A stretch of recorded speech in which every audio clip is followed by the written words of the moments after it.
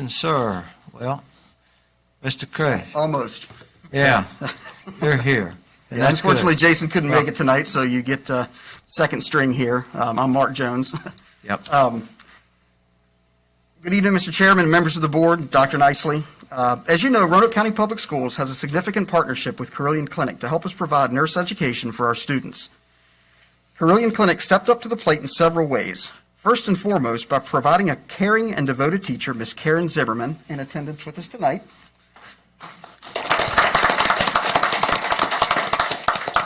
Carillion also donated equipment and augmented instruction by providing additional supervisory staff when students were involved with their clinical rotations. Carillion was involved with us from the very start by providing guidance and program development as we got things off the ground. In recognition of Carillion Clinic's substantial partnership, the CTE department nominated the Carillion Clinic to the Virginia Department of Education for the Creating Excellence Secondary Business and Industry Partnership Award. Tonight, we want to congratulate Carillion Clinic for being selected as the Region 6 winner of the award, and also want to recognize some of the hardworking Carillion Clinic staff who are with us tonight. As I mentioned before, Ms. Karen Zimmerman, who's an education consultant and instructor for the RCPS Intro to Nursing program. Ms. Becky Dooley, who is the Director of Education and Organizational Development. Tara Wiedemann, who is the Senior Director of Education and Organizational Development. And Sonia Charlo, the Director of Talent Acquisition.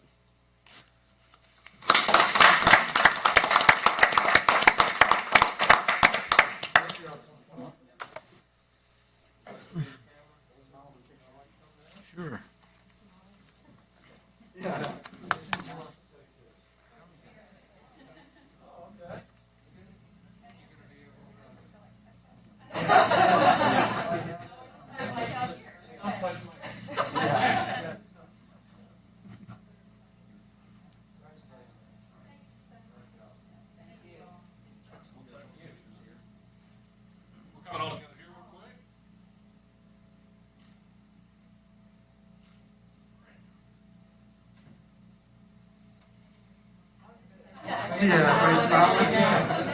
Yeah, you notice I didn't say smile. There's no point in that. So. Yeah.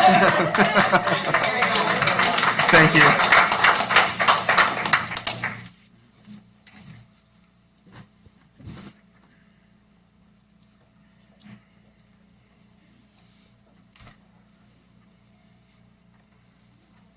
Item 5.02, recognition of jobs for Virginia graduates 5 for 5 award. Mr. Barry Glenn. Mr. Glenn. Welcome. Mr. Chairman, School Board, Superintendent, once again, it's delightful to be here. I'm going to go over the results of my last year as CEO, which ended about 2 weeks ago, thank goodness. No, thank goodness. But my first 15 years in this job, I lived in Roanoke with my family, and for the last 9, we lived outside Richmond.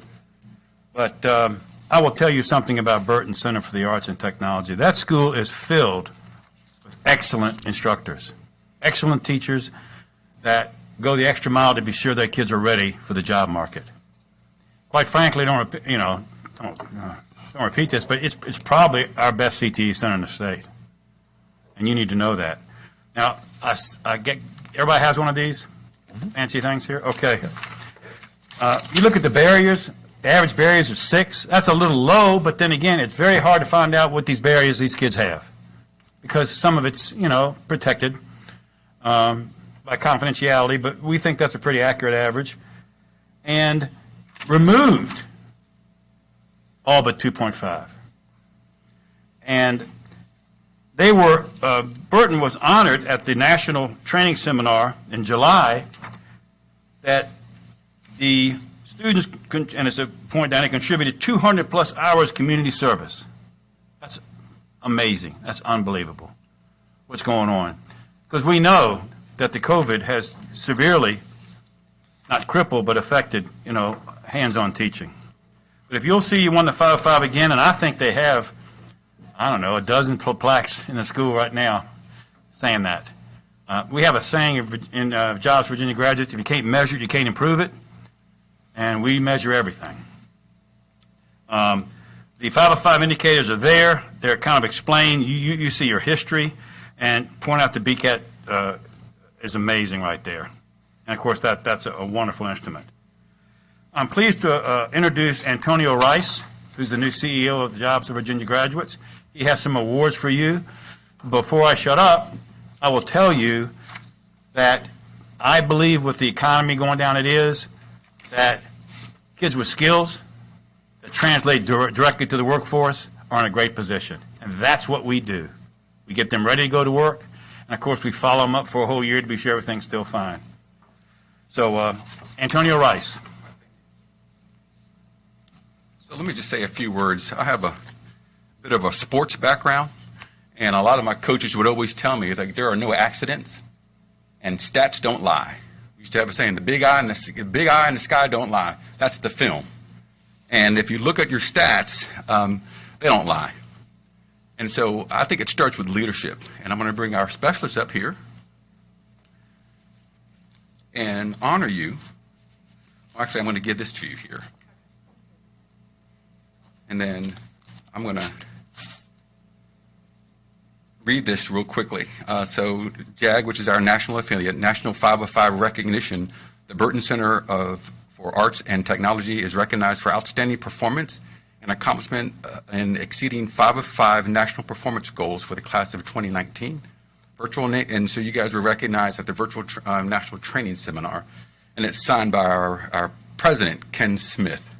And so going back to what I said in regards to leadership, they say the rate of the leader determines the pace of the pack. Here's our leader right here, right? In terms of our specialist who really makes who makes this program work. And then we got to look out here at the board, the chairman and the board members as well. And so thank you all for your commitment to JAG and JVG. And I'm just looking forward to, I can't say I can fill the shoes. Those are some pretty big shoes, but I'm going to do my best to fill those shoes and be a partner with you all and continue to make a difference with your students. So thank you very much. Thank you. Oh, please, absolutely. We found out last week that the General Assembly is going to give us another $1 million. $1 million. We get $557,000 from the state now, so they're giving us $1 million so we can add 20 programs at least. Also, they're giving all the programs and adding another $5,000 because you asked for 30 and they only gave you 25 because we got no new money. But now we have new money once the governor signs it, which will be any day now. So we went from $557,000 to $1.6 million. By the same token, you can add programs for $30,000 each if you'd like. And the suits memo will come out in that as soon as the DOE gets it out. But I would encourage you to investigate JVG, how well it's working here. It works very well in a big standard high school. And this $30,000 will be for second semester, and I'm hoping it'll be a straight grant. I'm hoping there won't be any matching opportunity because it's really hard to spend that much money in one semester. But I have a conversation with the DOE tomorrow and my board next week. But I think that's a testament to how hard our specialists have worked to give us their. We've won the national award for 22 straight years. Every year we've been eligible. There's only 3 programs in the country that have won it as many times as we have, and they've been in business longer. So I wanted to let you know that congratulations. I sincerely appreciate the school system adding the 50% match, the half and half match. We have a public-private partnership. You have some skin in the game. That's the way my board set this up 24 years ago when they hired me.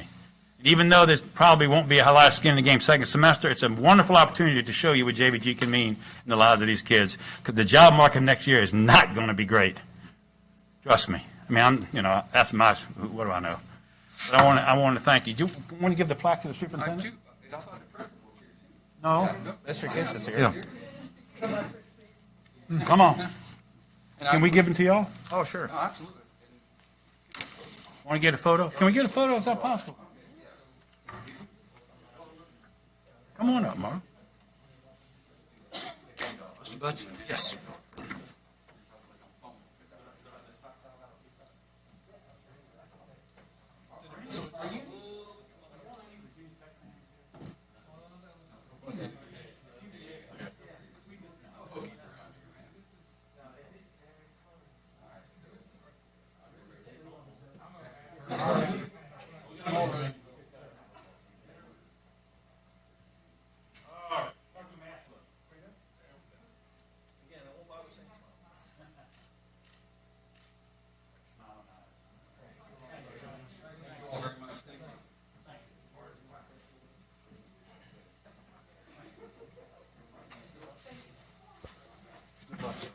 Yes, thank you. Mr. Glenn, I'd just like to thank you for your many years of service. Since I've been on the board and you've come give us a report, we've been very excited because you've been excited for us of what we accomplish in Roanoke County. So that, and you recognize that, and you're excited when you come, and it inspires us. So thank you for your many years of service. Well, 47 years of teaching, this is the best 24 years of my life. Great. Thank you very much.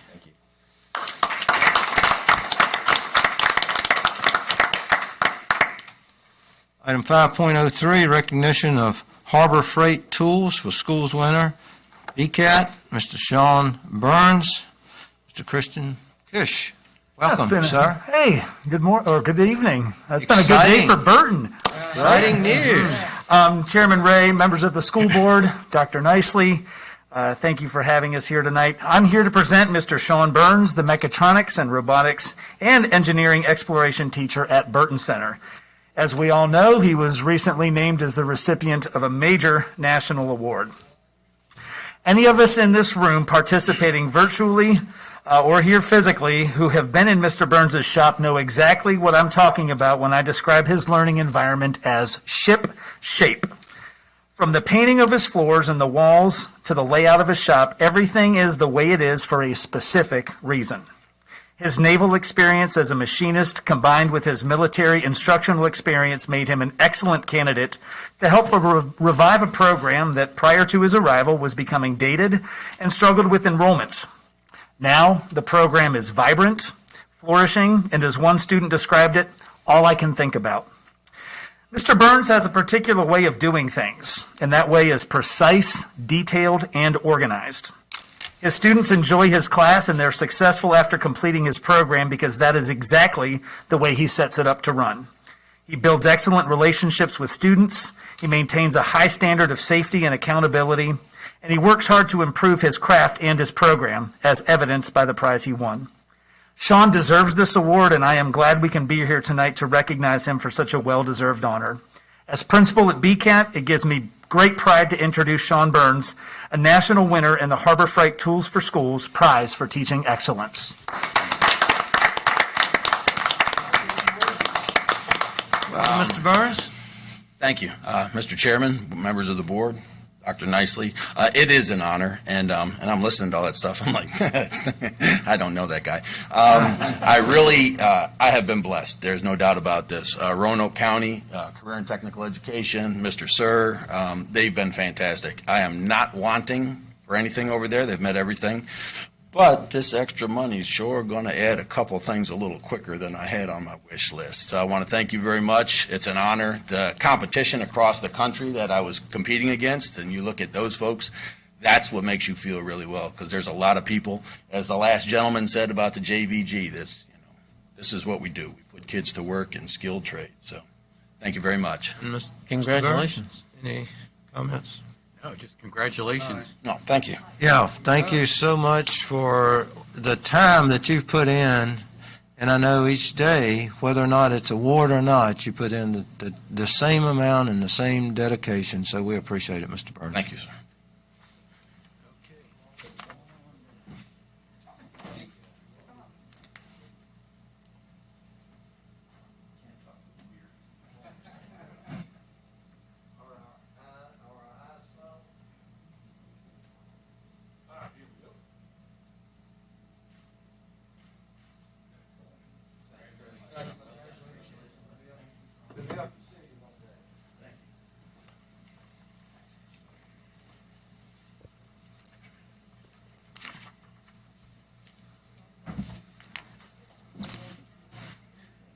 Item 5.04, recognition of the Blue Ribbon Award School, Hidden Valley High School. Dr. Nicely? Thank you, Mr. Chairman, members of the board. We're going to invite Ms. Wimbush and some members of her staff to come on up. We're very proud of these folks, and not only for what they represent for Hidden Valley High School, but also for representing Roanoke County Public Schools so well. So just briefly, some information about the Blue Ribbon School Award. So this was announced a couple weeks ago, but the National Blue Ribbon School Award is an award from the U.S. Department of Education. It is a national award. In fact, nationally, only 367 schools were recognized this year as National Blue Ribbon schools. In the state of Virginia, there were only 8 schools so recognized, and Hidden Valley High School was the only high school of the bunch in Virginia to be recognized. And so this is an especially special point of pride for us as a school division and for the school to really have Hidden Valley High School stand out in that way. The recognition of the Blue Ribbon Award is based on the school's overall academic performance or progress in closing achievement gaps among student subgroups. It affirms the hard work of educators, families, and communities in creating safe and welcoming schools where students master challenging and engaging content. It's in its 38th year, and it's bestowed over 10,000 awards to more than 9,000 schools across the country. In fact, over the years, we've had other schools in Roanoke County so recognized. But this year, we're so proud of Hidden Valley High School, the only high school in the Commonwealth to be recognized as a National Blue Ribbon School Award. This group has worked so hard for this. Hidden Valley High School, of course, opened in 2002, so in 18 short years for it to have achieved this level of recognition is pretty outstanding. I think it's due to not only the outstanding teachers, the leadership at this school. Over 18 years, we've had a lot of good stability. Only 3 principals during that time. David Blevins was the original principal in 2002. Dr. Stegall, of course, who is here, was principal.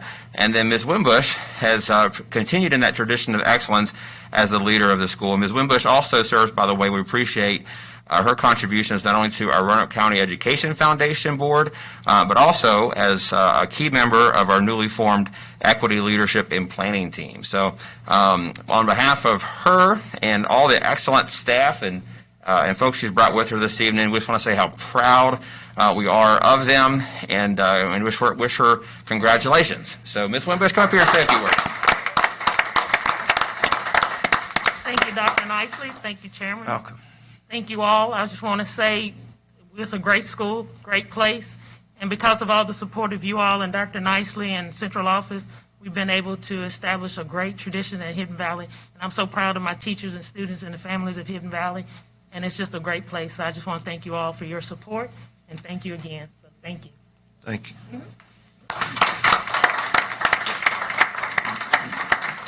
Mr. Moretz? I mean, I'm biased, obviously. So I've had the privilege of getting to know Miss Wimbush and a lot of staff over there. You know, as many of you know, I've got a 10th and 11th grader over there. And I mean, just the environment at Hidden Valley is so welcoming. And it really does start from the top. I mean, you know, Miss Wimbush is, is a fantastic leader, but she's also surrounded herself with high quality leaders as well. I mean, from guidance to teachers to support staff. I mean, so, and it's corny, but it really does take a village. And so I couldn't be more proud. And, just thank you for all you do for my 2 kids, but, all the students at Hidden Valley. And I know that, given everything going on right now, hopefully this is a little bit of a boost that, can give you a little bit extra energy, because I know, like everybody else, y'all are working your tail off, and just, I can't thank you enough. Thank you. Yes, thank you, Mr. Chairman. Ms. Wimbush, I'd like to say congratulations. I admired the job you did when you were at Northside Middle School when my boys came through, and it's not surprising at all that you've carried that enthusiasm over there to Hidden Valley. So well done, and congratulations.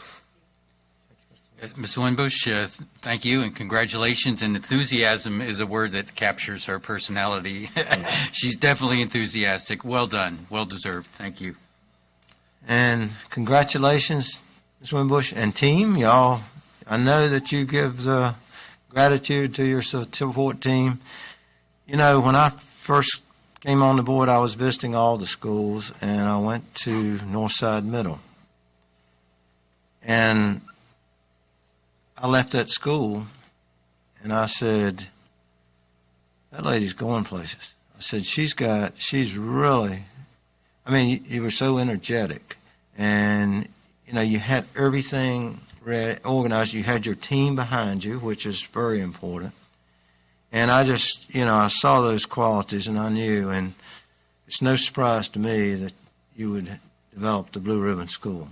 So thank you so much. Thank you, staff. And we really are proud of you. So thank you.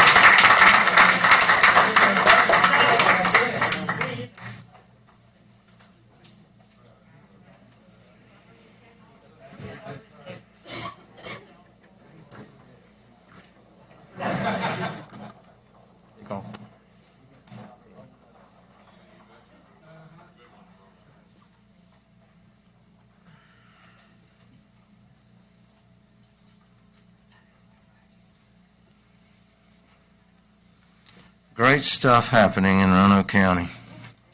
Amen. Item 6.01, hearing of citizens and delegations.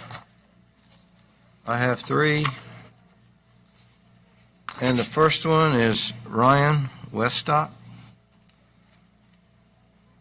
And would you state your name, address? Do you have your zip code? It's not on here? I can say that, yes. Okay. My name is Ryan Wiesdock. I live at 151 Spruce Run Road in Newport and Giles County. Zip code is 24128.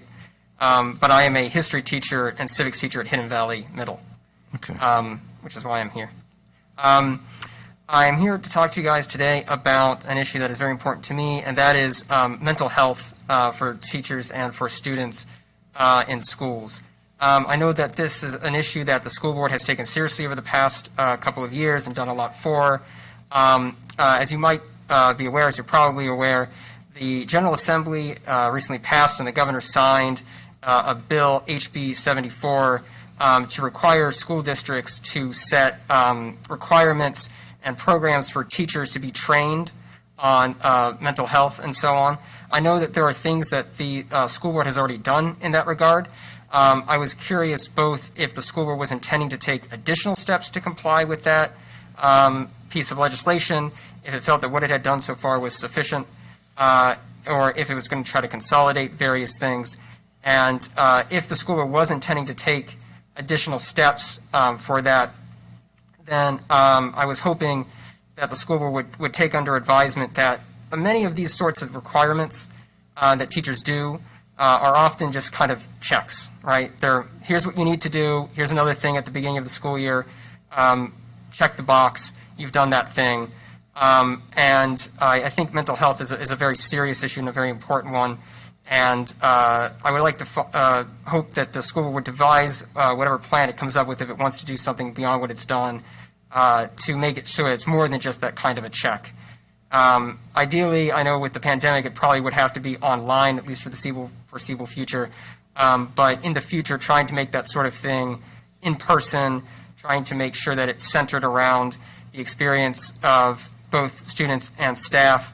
I have had several students who have had those kinds of experiences in school, and I would hope that I could be able to, in the future, have a better idea about what to do in those situations. I know we've received training on various things ranging from trauma to substance abuse, but I don't really recall going through much. I'm new here, but I don't recall going through much specifically regarding various mental health issues. So I don't know what the school board's recommendations were or intentions were in that regard. And so I was just here to ask and see what, if anything, the school was intending to do. Okay, thank you, Mr. Weststock. we're going to take your information. We don't dialogue back and forth. We certainly will get with the superintendent, and he'll be addressing these things. Thank you. Jerry Canada? And I forgot to give the rules, of course. I don't have to give them to Mr. Canada. He remembers them. 3 minutes, green, yellow 1 minute, red. Wrap up your comments. Thank you, sir. Jerry Canada, 5911 Plantation Road in Roanoke, Virginia, 24019. First of all, I apologize for my attire here tonight. It's been a long day. I've been painting, babysitting, helping kids with their schoolwork. So there you go. Sounds like a good excuse. Best one I have today. It all began at Bogle Field. At Bogle Field, with the advent of Hidden Valley High School, we found the need to put an artificial turf on a football field. We did everything we could back in those days to not do that. We redid Bogle Field. We put sod on it. We planted grass. We did everything. And we were just throwing good money away trying to make that field work. So it seemed like a good idea at the time to put turf on Bogle. 2 schools using it, rec leagues. It just seemed like the right thing to do. And we thought, the school board, the school division thought at the time that we could do that one school and justify not doing the others simply because of the heavy use and the fact that 2 schools were using it. The neighborhood at Hidden Valley, didn't want a football field in their neighborhood, the lights and the noise on Friday night. So we went along with that. And it worked out really well. Then came along, it worked for several years that way. And then as the board began to change, then all of a sudden there was a need for a turf at William Byrd. It was said to be a need, not a want, basically the same thing. A lot of usage, rec leagues, a lot of mud. So we put a turf field at William Byrd. Then we came along and we had this turf field. We had a need for a turf field at Glenver. And God knows that was the biggest mud hole in the Roanoke Valley. The team was having to play games on the Salem football field or else at I guess on their field. So here we are. We're talking about fairness. Next year, if all goes well, we'll be renovating William Byrd High School. And that remains to be the only school that did not have a 100% total renovation. So, in fairness, you're going to renovate William Byrd High School next year. And then all 5 schools will have been completely renovated, classrooms, every classroom. Now we get to Northside, and you could almost see that this was going to happen. Northside High School now is the only football field in the entire valley, for public schools, Roanoke City, Salem, and Roanoke County. Northside now has the only field that does not have a turf field. So we're talking about fairness. I hope you guys will really consider this and do it quickly. Let's put all of our student athletes on firm footing. No pun intended. It's all about fairness, gentlemen. God bless you. Good night. Thank you, Mr. Cannon. Laura Bowman.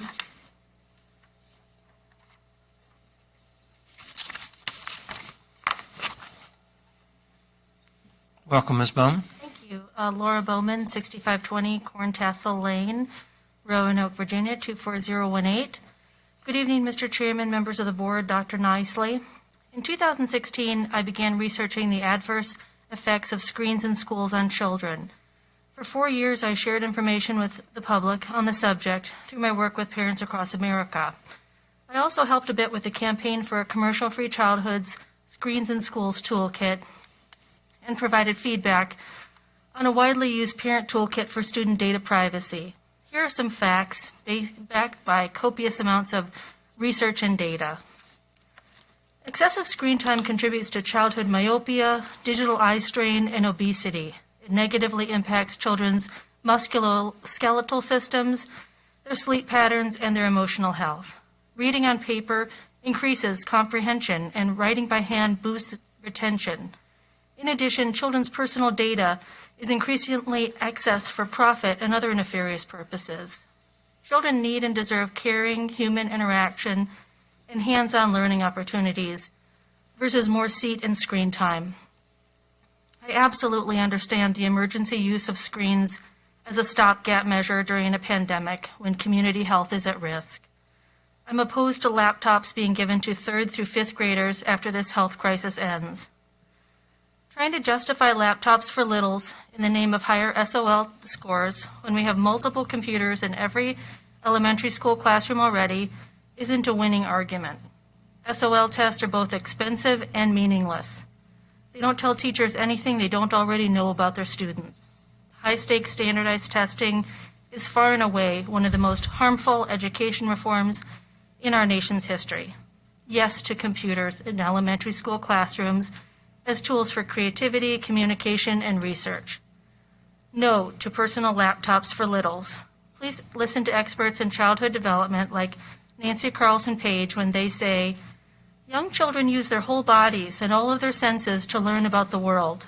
They learn from direct, first-hand experience in the real world and by inventing ideas. They make sense of their world and build inner resilience through it.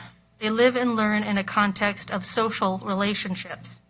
They need and deserve hands-on, experiential learning opportunities, not passive information gathering generated through a screen. Please do the right thing by them. Thank you for your time. Thank you, Ms. Bowman. With item 7.01, report by Student Advisory Council. Mr. Mark Linkus, welcome.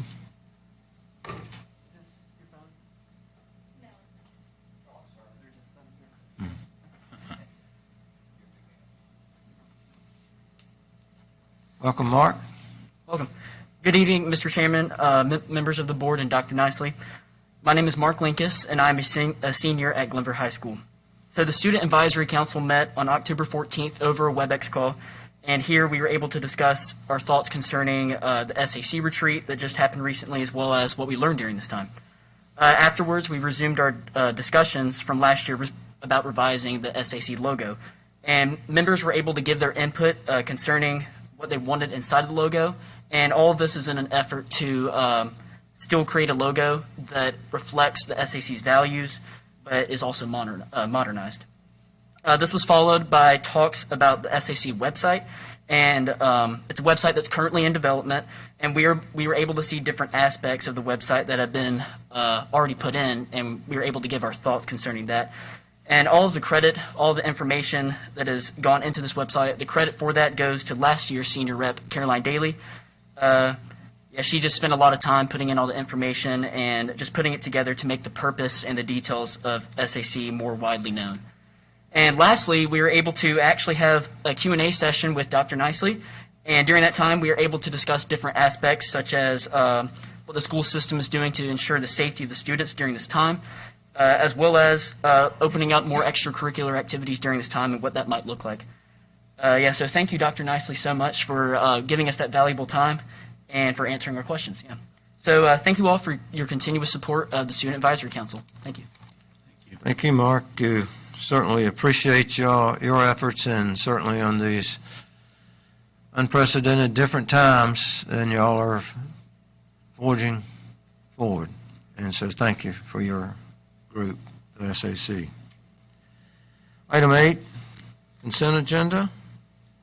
Motion to approve consent agenda. Second. Got a motion and a second. The consent agenda, before I get to Madam Clerk for the roll call, Just for those that are watching, plus we usually tell this, that we usually do a lot of things in the work session on these items, and we do them and have them on a consent agenda. So since our work sessions will be live streamed as well, parents, anyone, students, anyone can look at those meetings and see what we're talking about in our work sessions as well.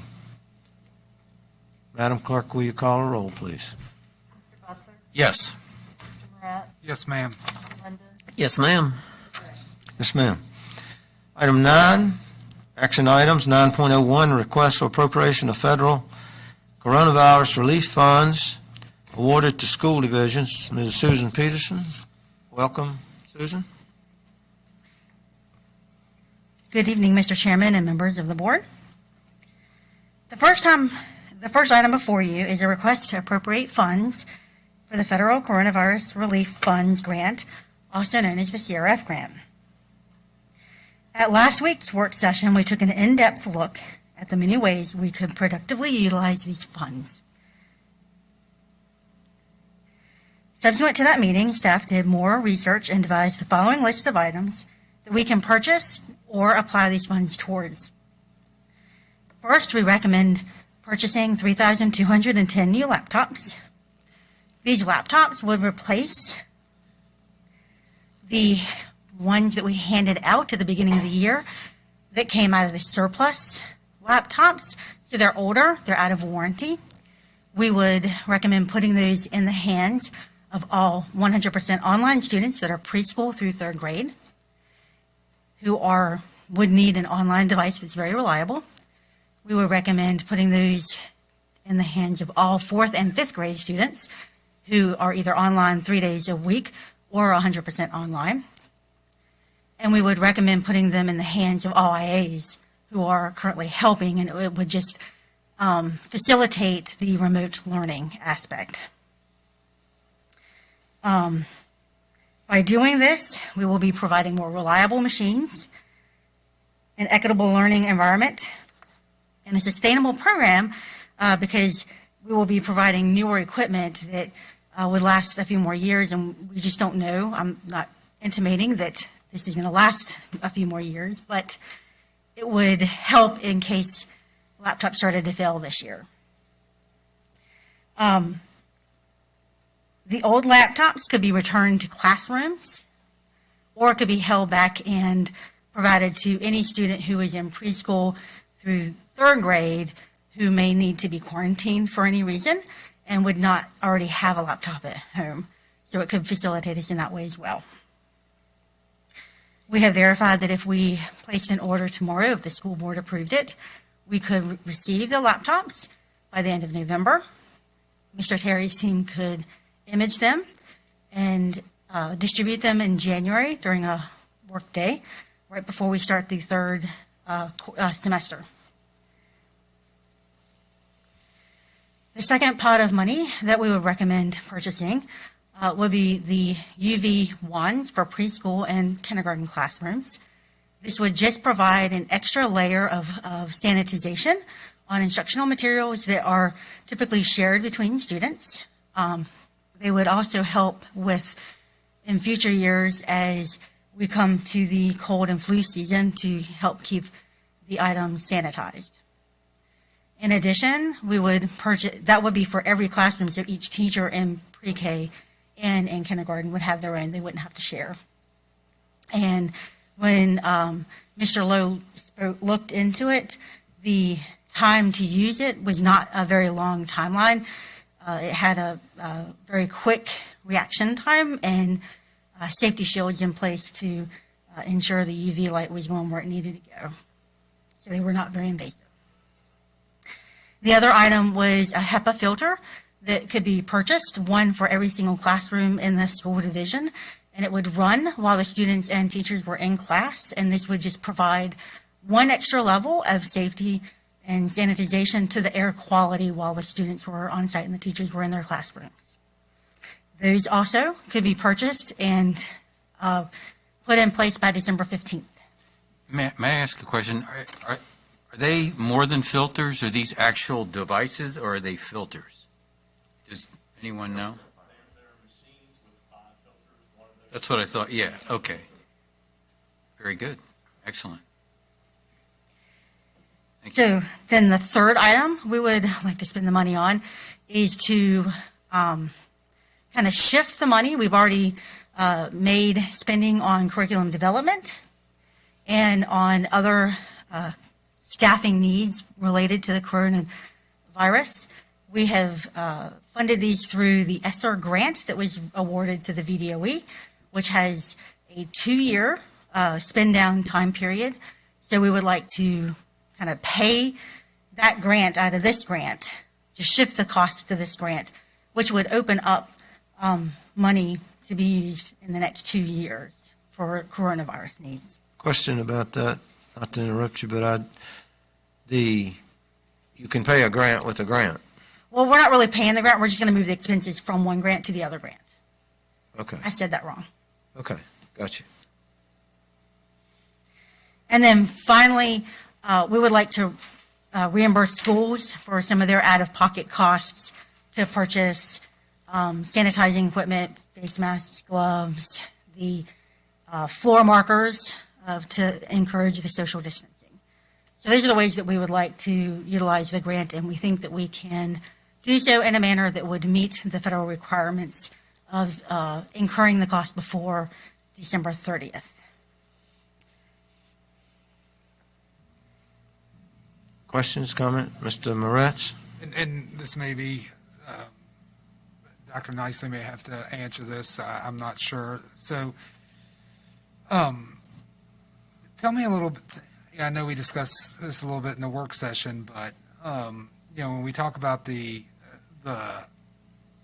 replace laptops for all students learning through the hybrid program, what are we replacing? Because I don't think they have laptops now. We would replace the ones that are already out there, because what we have is One per family. one per family. Right. So we would either replace it if they have it, or give them one. Okay, so my fear, so what happens when we go back? I mean, I hope when things go back to, well, they're never going to go back. When we can get kids 100% in school all the time, what's going to happen with those laptops at that point in time? That's my problem, and my fear. Yeah, so it's actually, I can address that, Mr. Moretz. So it's a great question.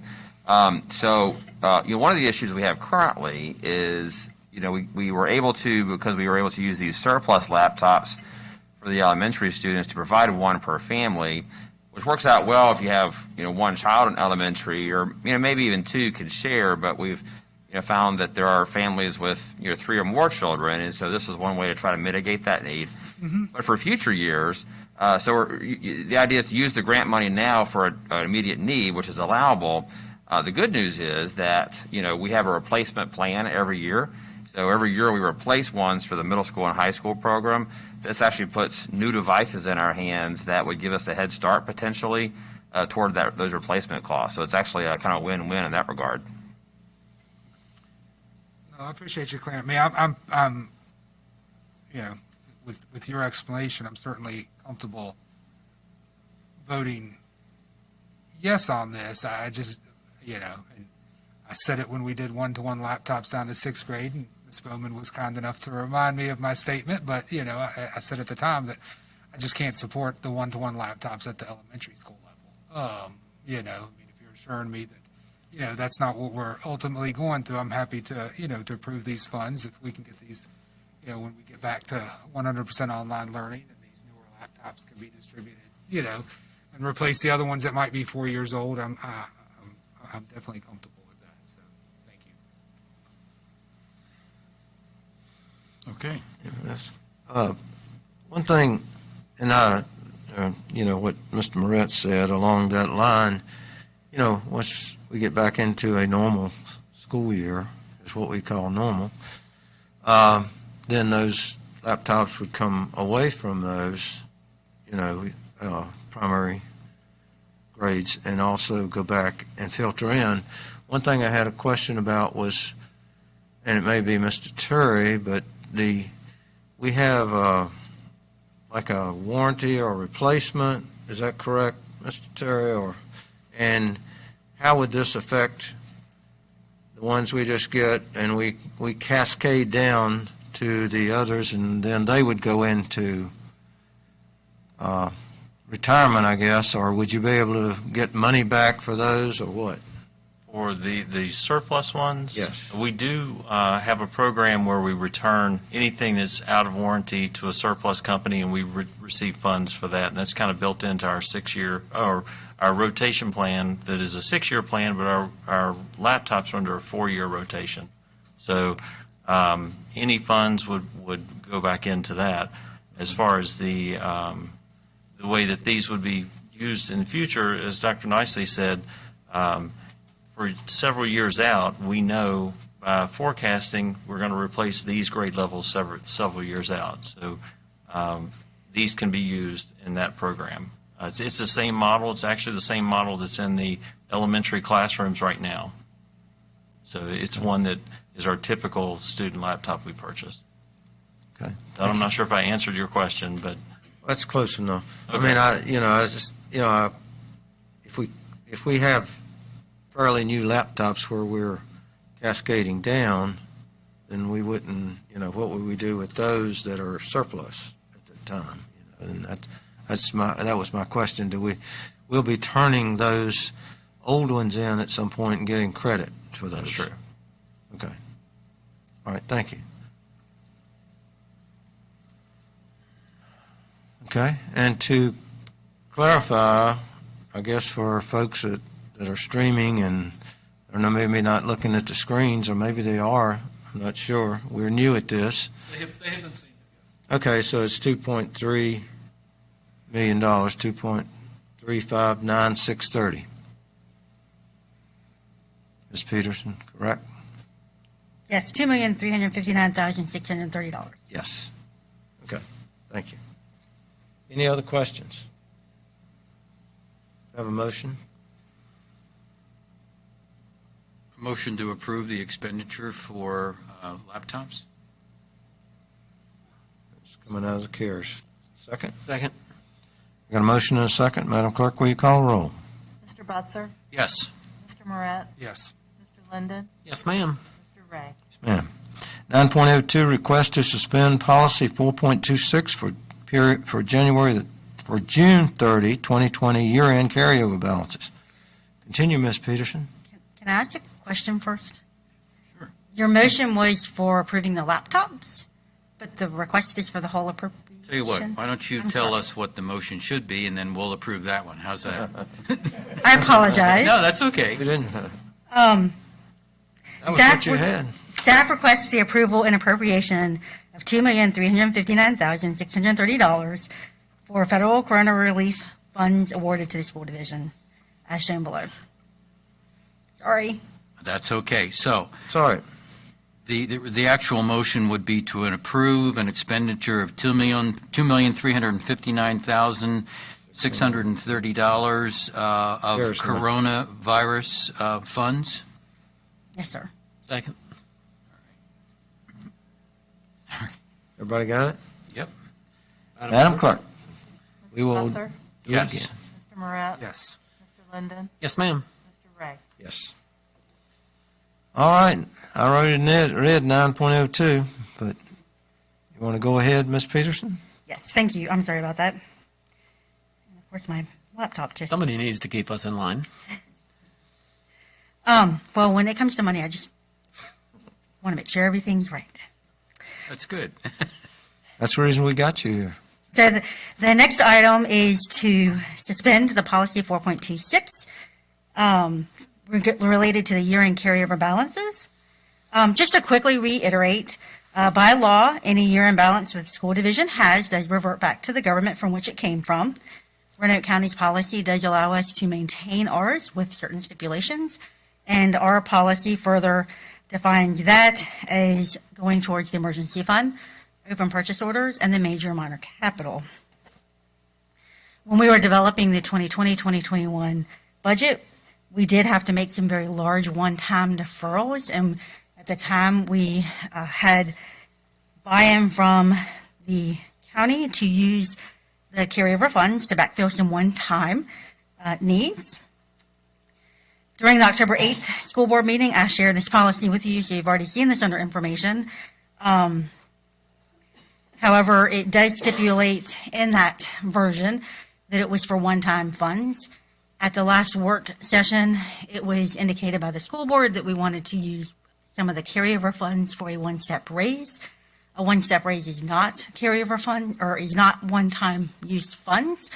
I am made aware that the Board of Supervisors are agreeable to this change. As such, the policy needs to be changed to pull out the one-time only reference.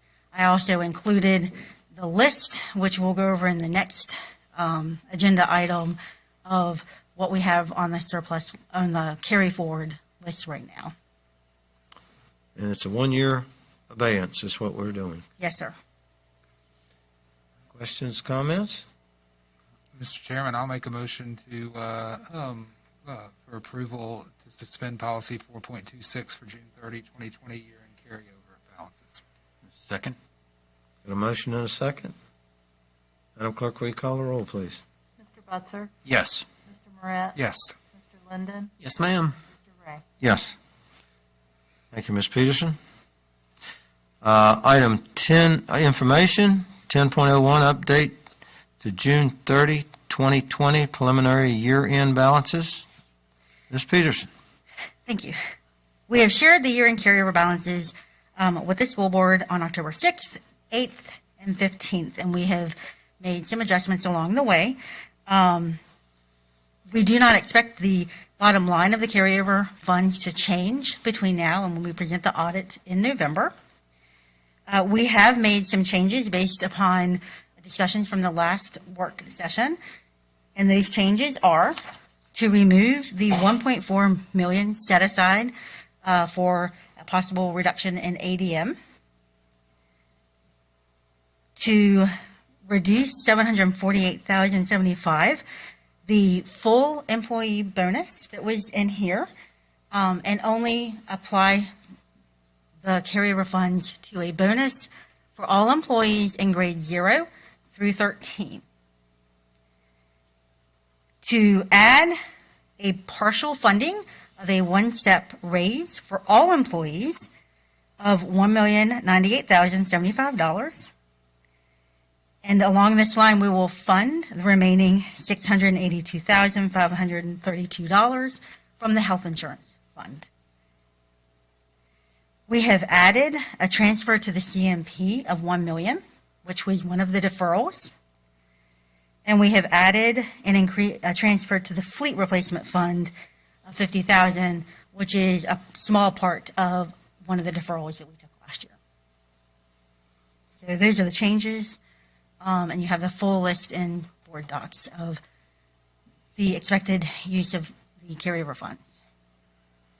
Questions? Would you like to go ahead and tell us, Dr. Nicely, 0 through 13, for the benefit of the folks that don't know that? So What would that entail?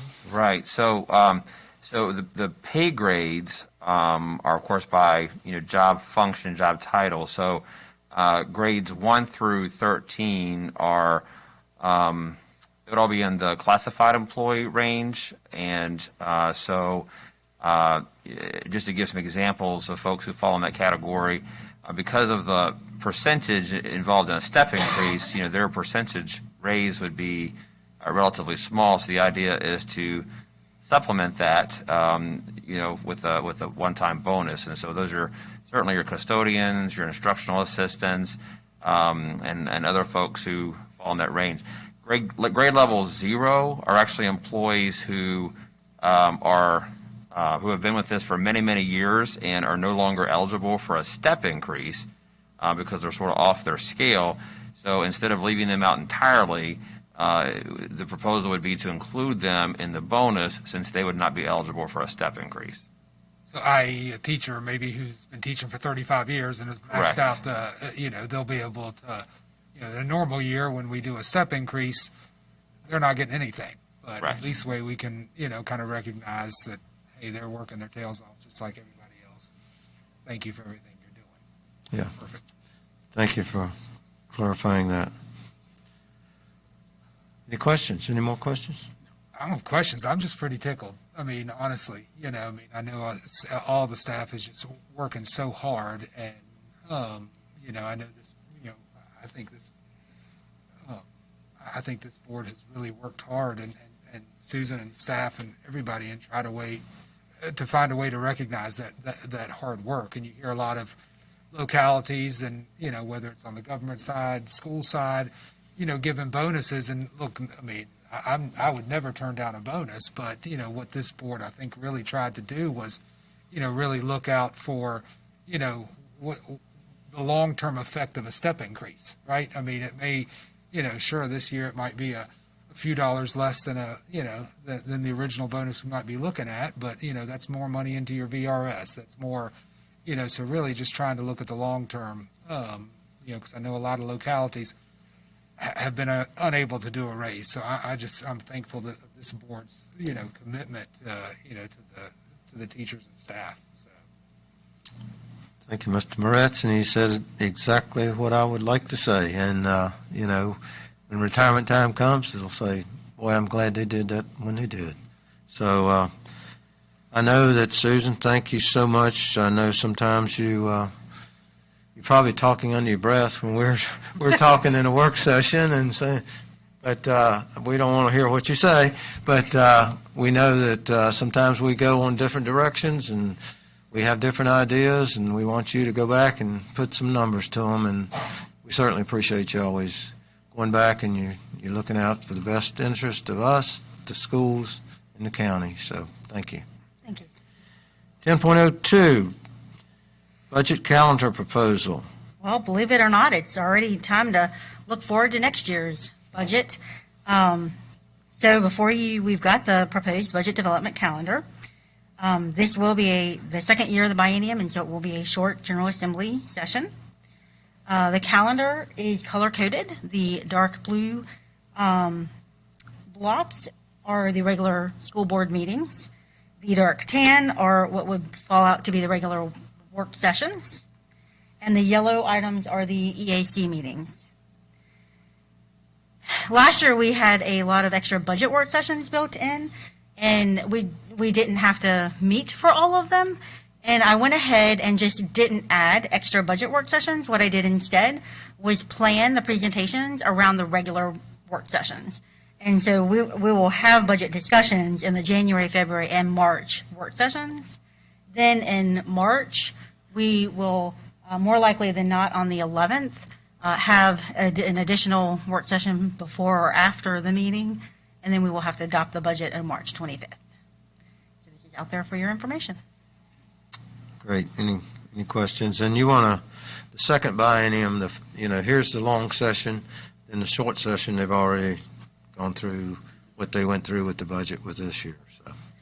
And hopefully the other thing with the second biennium is they usually have more money to hand out. Right. And hopefully this is a year we would need it. Yeah, hopefully. All right, thank you, Ms. Peterson. Thank you. 10.03, CTE course change proposals. Mr. Mark Jones. Welcome again, Mark. Thank you. Good evening, Mr. Chairman, members of the school board, Dr. Nicely. I'm here again tonight to give a brief update on the curriculum redesign project that we've been working on in CTE since the fall of 2017. Obviously, in CTE, we continuously strive to update our curriculum to keep it relevant, but in 2017, we began a more in-depth project using federal Perkins funding to comprehensively look at curriculum in 3 of our content areas: business, family consumer science, and technology and engineering education. Our goal was to make sure that what we were teaching students was engaging and purposeful and allowed students to pursue a variety of career pathways.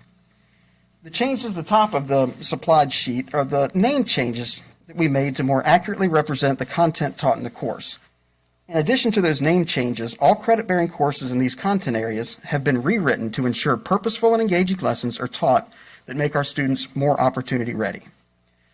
In the process of evaluating the curriculum, 4 courses were identified for replacement with new state courses, and those are listed at the bottom of the sheet. The first one looks like it's really not that big of a change. We replaced Woods Technology with Woodshop 2, which is sort of the same thing, but in reality it's a big deal because it does offer another career pathway and a completer sequence for our students to take. We also identified geospatial technology as a course that had very low historical enrollment. Students just weren't interested in taking it, although we felt the content was extraordinarily important. So rather than teach it as a standalone class that wasn't popular, we took that same content and integrated it into a lot of our more popular courses like CAD and engineering design and modeling and civil engineering. And instead, we propose to teach robotics as a course to replace that with, something that we feel will be more relevant for students. We also identified fashions and interior design, which was a family consumer science class that really didn't have a huge following and was kind of an outlier in our program. And we proposed to replace that with a course we want to call Adulting 101. And in Adulting 101, the course basically teaches students how to be an adult, the skills that they need to know when they go out on their own. So it'd be basic home maintenance and some basic cooking skills, sewing skills, things like that that they may need once they graduate high school and are out on their own. And also advanced accounting was a course that wasn't very well received by the students. And we've proposed to replace that instead with a course called Business Leadership, which will obviously teach some the finer points of business leadership. So, and on the fourth column, over there, you can see the student interest. We actually surveyed students.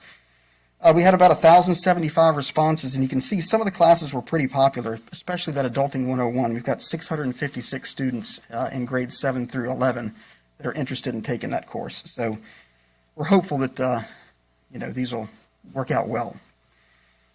In addition to doing the curriculum redesign, Ms. Teresa Gibbons, or Gibby as everybody knows her by, has been working hard on a career pathway project that will help students identify and investigate various career pathways and what courses they can take in high school to help them along that pathway.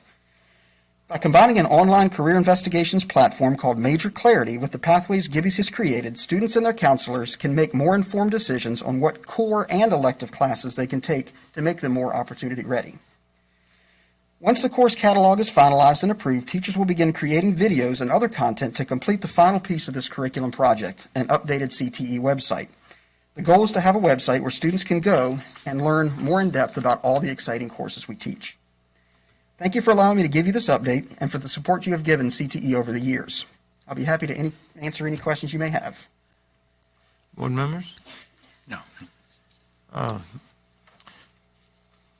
Mark, I know we had our General Advisory Committee meeting this week virtually, and it was a very good meeting. Can you elaborate a little bit about the Perkins Grant and where, possible funding will come from if the Perkins Grant is not available for certain things? Yeah, absolutely. The Perkins Grant is a federal grant that's administered through the state annually.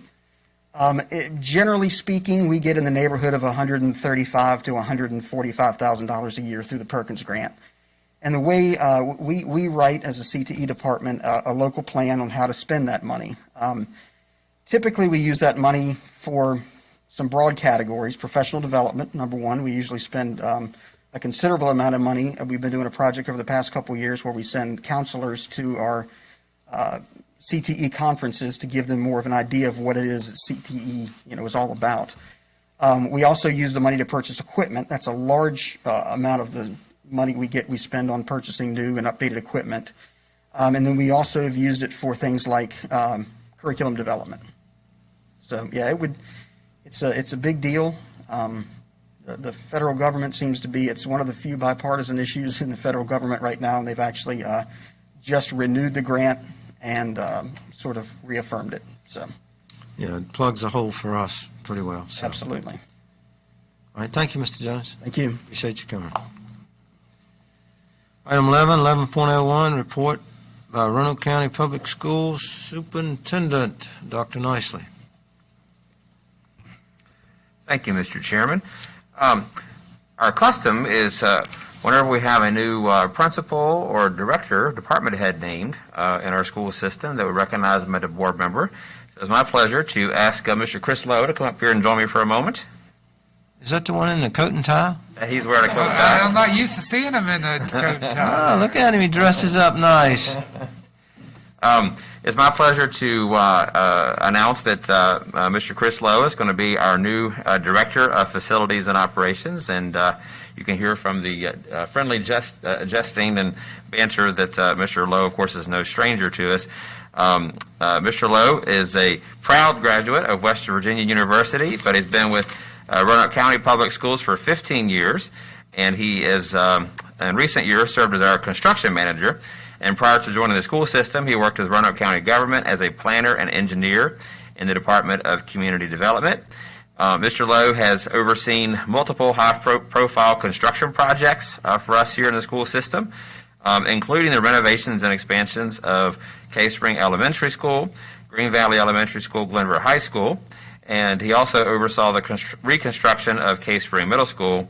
And most recently, I'm proud to say that he managed and did a frankly outstanding job, the complete renovation and expansion of Cave Spring High School. And Chris and I got to work very closely on that project on a very hands-on level on several fronts of that, and it was certainly a pleasure to work with him.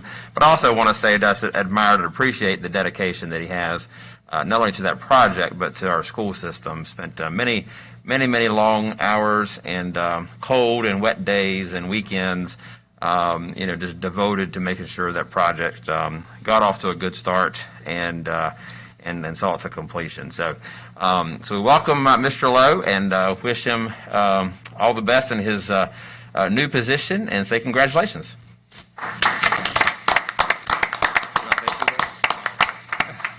Thank you, Mr. Chairman, members of the board, and Dr. Nicely. I'm really looking forward to this opportunity. I'm really excited, a little nervous, but we have a great team in what I consider the best school division in the state of Virginia. So I'm really excited. Thank you. And West Virginia. I've got to hedge my bets a little bit. Thank you. Wait a minute there. You're not getting away.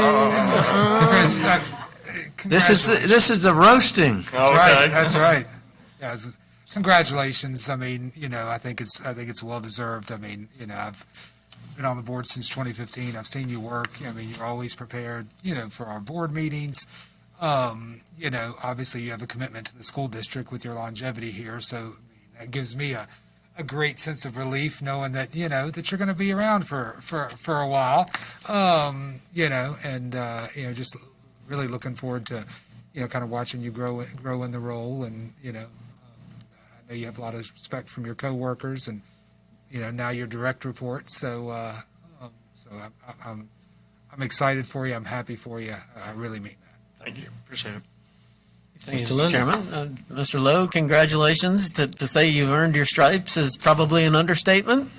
All the years you've put toward the county schools has been admirable, and I've seen you grow just in the 3 years that I've been up here, and you've done an incredible job, and I think you'll do very well here in this position. So, congratulations. Thank you, Mr. Linden.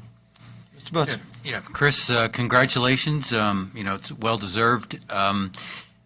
I know that in the 3 or 4 years, 5 years since I've been on the board, that there's been a lot of help from board members to the job that you have in making sure that our buildings are in great shape. And I think your predecessor did a lot to improve the maintenance side, and I'm sure that you'll continue to do that. And you'll get some help from me if you don't mind.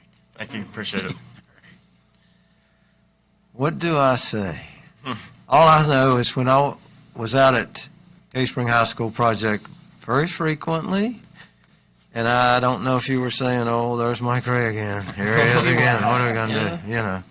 And but I saw the qualities in you, Chris, that you got tough when you needed to be tough. When we had a situation, you didn't back down. You didn't say, "Oh yeah, it'll be okay. We'll get through." You didn't. You didn't compromise, and that was a quality that I saw that really stood out to me. Knowing that you have the qualifications and you're able to do the job. When you said you're a little nervous, that's good. It's good because you're stepping into something, you're stepping up, and you know the responsibilities. And I look forward to working with you as we move forward with other projects. So Congratulations. Good to have you aboard, a little higher board. So, Thank you, Mr. Chairman. thank you. Appreciate it. Mr. Chairman, I actually bring a text from Mr. Greenway. He says, congratulations to you, and he also says, go ahead. And I should have added, Mr. Chairman, we did conduct a nationwide search and interviewed some very fine and well-qualified candidates from across the country, and Chris just earned it and rose to the top. So, again, congratulations to him. A few more comments, if you'll indulge me, Mr. Chairman. I've got several other things to report on. One, just a report. So we've had all of our central office administrators fanning out this morning and tomorrow. In fact, they're actually assigned on a regular basis to be in our schools just to touch base and help out whatever they can. But these 2 days, of course, we're having our third grade teachers make some adjustments in their classrooms, in some cases moving to cafeteria spaces and library spaces and doing whatever we need to do to go to our next phase of having our third graders come in every day starting next week. Looking forward to that. I got out to 4 of our elementary schools this morning and just really enjoyed seeing what the teachers were doing. One of the elementary schools in particular, met with the third grade teachers, and they just expressed their gratitude and thanks for not only just helping them, but for being able to get their students back in. So they're very grateful for that. A lot of folks are asking, what are the next steps? And I'll just reiterate that our next step is to continue to do what we're doing, and that is follow public health guidance and guidelines and go with the conditions at the recommendation of our health department. We don't put arbitrary dates or deadlines on this because there's no way for us to know, what conditions are going to look like 3 weeks from now or a month from now. But we're going to continue to be prepared and make adjustments as we're able to. And as the board is committed to following those public health guidelines, then that's what I'll continue to do is make recommendations, accordingly. I do want to say I appreciate Mark's report earlier from the Student Advisory Committee. These guys grilled me really well last Wednesday regarding all kinds of topics. I did challenge them near the end. I said, okay, please ask me something that's not COVID related. And one of your colleagues chimed in on the chat and said, well, what's your middle name? So we had fun with that. But I also challenged them. I said, look, you guys, I know this is tough and everything, but do you have one teacher that you want to brag on that's doing a great job you're really connecting with and you really appreciate? And it was really uplifting just to have several of them chime in and say, yes, Miss So-and-so or Mr. So-and-so. It's just great to work with, and I'm glad they had that chance to brag on some of their teachers. Also want to brag on some other employees. One of the things that we've had the opportunity to do this week is to nominate classified employees for, it goes through the state, but it's actually a national award called the RISE Award. It's recognizing classified employees who play just pivotal and, very important support roles in our schools. It was a quick turnaround, but I asked our principals, I said, nominate somebody from your school. And I thought I'd take a moment to share just about some of our other support folks who were nominated for this, by people at their school. So one was Connie Shulver, who's a nutrition associate at Herman O. Horn. And we learned that Connie is truly self-giving and a hard worker. She jumped right in back in the spring to help organize the meals program at Horn and really not only serve the students, but the entire community. And I just being out there at Horn and seeing what they were doing was pretty incredible. Another nutrition associate was Crystal Floyd at Glenroe Middle and High School. And it said that she has just been unflappable in her resilience. Despite the many challenges in front of her and her staff, she constantly has to think about the multifaceted needs of 2 schools, but her commitment to the community she serves and where her sons grew up is without question. Ms. Lisa Dixon is our administrative assistant at Fort Lewis Elementary. She's a dedicated servant to Fort Lewis, the Glenver communities. She communicates and collaborates with all school staff to ensure the school runs smoothly and to support all needs related to school operations. She knows all of the students and families by name, nurturing relationships within the community. Christy Dilsher is the administrative assistant at Northside Middle School, and the front office administrative assistant in any school plays a crucial role, as she often is the one that parents, students, and staff first encounter, whether by phone or in person. She's always pleasant, kind, and keeps a good sense of humor, even when things get busy. And she's wonderful with our students and is often the first one to comfort them if they're upset, which makes them feel at ease. Vicki Carroll is the administrative assistant at William Byrd High School. She's been a dedicated administrative assistant for 55 years. And can't wait to see her at the retirement banquet. But when she gets there, I don't think she has any plans to retire, but 55 years, imagine. She runs the show, is what Ms. Newcomb says. She's always the first to get to school and the last one to leave. The most important thing she does is make everyone, staff, students, and parents, feel welcomed as if they were lifelong friends. Carolina Corona is a building operator, custodian at Cave Spring Middle School. She's the hardest working custodian I have ever worked with in 6 years as an administrator and 14 total in education. She does not waste a single moment, as you will always find her cleaning and resetting our school for the next day or an upcoming event. She has embraced our school community, and she participates in school spirit days by wearing Cave Spring attire and shows great pride in everything she does around the building. Kevin Benner is one of our instructional assistants at Oak Grove. He's been in the FACS program there for about 5 years. His calm demeanor, patience, and consistency is an asset to the program. He rarely misses a day of school, which we appreciate. Katrina Brawford is the administrative assistant at Hidden Valley Middle School. Ever since the pandemic began, she's been asked, everything she's been asked of her has been fluid, and she never knows what to expect from one day to the next. However, she always approaches each task that has been asked of her with professionalism and focus. She thinks not only of the immediate school community, but also the surrounding community and neighborhoods. A couple more. Roger Claiborne is the building operator custodian at Northside High School. He and his team have worked so hard this year to have the building there looking great and maintaining a safe and clean school community during an extremely difficult and challenging time. He takes an active role in being a part of Northside and shows great pride in his interactions with staff and students. He comes in early, stays as late as needed to make sure the Viking campus is ready every day. And then Teresa Bailey is the building operator, custodian at Masons Cove Elementary. Her work ethic and dedication are nothing less than spectacular. She's very dedicated and goes above and beyond to ensure that the students, staff, and sure are taken care of. She's truly a team player who's willing to help in any way. And it says she is a truly dedicated member of our team who leads by example. And then one more. Lynn Bowles is a nutrition associate at Masons Cove also. She goes above and beyond to connect this cafeteria to the classroom. The cafeteria participates in all the school activities like Red Ribbon Week and Read Across America.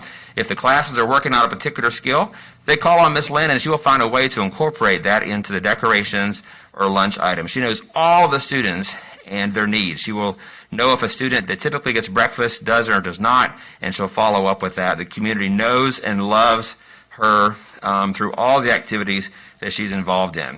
So I just wanted to lift up those folks who somebody took time to nominate and say such kind things about them, and we certainly appreciate all of our employees, and this award, of course, is for classified employees, and appreciate everything they do. Thank you, Dr. Nicely. Item 12, report and inquiries of board members. Volunteers first. I don't have anything this evening. I've talked enough. Thank you. Mr. Chairman, thank you. Mr. Butzer. I wanted to just talk a little bit about, we started school in August, and here we are almost in November, and we have a plan that really follows the CDC guidelines and the health protocols. And I have to say, it's working. It really is working in our system. If you look at and read the paper, the number of COVID is real, and it's here in Roanoke County. I just read the other day that Lewis Gale and Carilion, I believe, are at 85% capacity, and they're getting a little bit concerned about the ability to handle additional COVID cases, that the COVID cases in this part of Virginia and in Roanoke County are on the rise. So it is out there in the community, and it's on the rise, but that's not being reflected in our schools. If you look at how we're following that protocol, we have not had a shutdown, thank God. We've had exposures, but almost all of them have come from outside of the school building. So what we're doing to protect the physical health of our children and staff is really working. But there is something that I'm worried about. I'm worried about the mental health aspect here. We had a young teacher talk to us tonight about and ask about additional training. all the board members have received emails from parents who are concerned about their children, that they say they're crying or that they're stressed. And so I know that is real. You know, humans are social animals. When you're isolated like this, I know that it's causing stress and some depression that's out there. And I would urge and hope that the school system can find a way to communicate to parents who are really the first line of recognizing this, that parents who have a normal, happy-go-lucky child who suddenly becomes withdrawn or depressed, we need to know about that. We really do. There are resources that we have here in the school system, and there are also resources that we have at the county. We need to take care of that problem because I know that it's real, and that's the one area that while we can take care of the physical health and minimize the virus spread, I'm worried about the mental health, and I would encourage parents and the school system to reach out and let folks know what their resources are. I really think we need to do that. Thank you. Thank you. Mr. Linden? Thank you, Mr. Chairman. I'd just like to piggyback on Mr. Butcher's comments a little bit. Tomorrow does mark the end of the first 9 weeks, and I know when we were starting this and getting our plans together, I had some people tell me we weren't going to make it through the first 2 weeks. And we've not only made it through 2 weeks, we've made it through 9 and done very well. And that is just, it shows the careful planning that went into place. It shows the hard work from all our staff, from our teachers, from our administrators, central office staff. And I've said it before, and I'll say it again, it's because of the leadership of our superintendent. And he's stayed on the cutting edge of what we're able to do. We're going to be able to expand starting on Monday, getting all third graders back. And we see other school districts in the region and around this area just copying or following our lead, and that's certainly flattering that he has been the leader in that for that, and I just wanted to say thank you there. So, and then this is our final board meeting before Election Day. So no matter what your political affiliation or views are, I hope people get out and exercise their right to vote on November 3rd. Thank you, Mr. Chairman. Well said. Thank you. Just to reiterate what my colleagues have said about the emotional effect that this is having, we need to know, we need to identify, and we need to see how we can intervene during these times before we can come back to a normal school year where we can open the school doors again and everybody comes in. We have been very good on what we have so far. I mean, the cases that we've had, I think in a very minimal number compared to the number of students which we have and the cases that I have. We do have the cases, and most of the cases are not occurring in the school system. It's actually brought into the school system. And if we're doing the social distancing, the isolate, what we're doing to take care of that, then we're mitigating the spread. So, we are very vigilant on it.